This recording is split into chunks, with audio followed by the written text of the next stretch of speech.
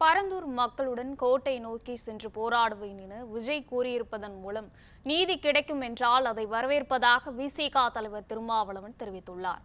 சென்னை விமான நிலையத்தில் செய்தியாளர்களை சந்தித்த அவர், எதிர்க்கட்சிகள் விமர்சிப்பது போலதான் தாவேகா தலைவர் விஜயும் திமுகவை விமர்சிக்கிறார் என கூறினார். அதிமுகவை பற்றி வெளிப்படையாக எதுவும் பேசியதாக தெரியவில்லை எனவும் தெரிவித்தார். ஒரு மாற்று சக்தியாக கருதி இந்த கருத்தை கூறியிருக்கிறார் என்று நான் நம்புகிறேன். ஆனால் அதிமுகவை பற்றி எதுவும் வெளிப்படையாக பேசியதாக தெரியவில்லை.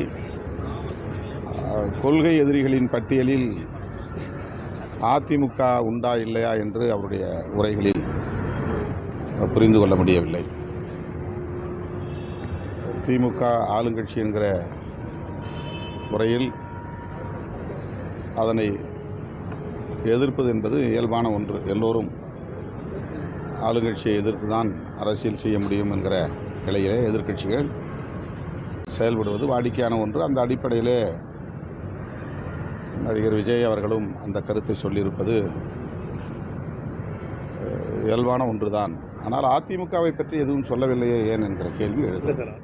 விஜய் அவர்கள் சொல்லியிருக்கிற கருத்து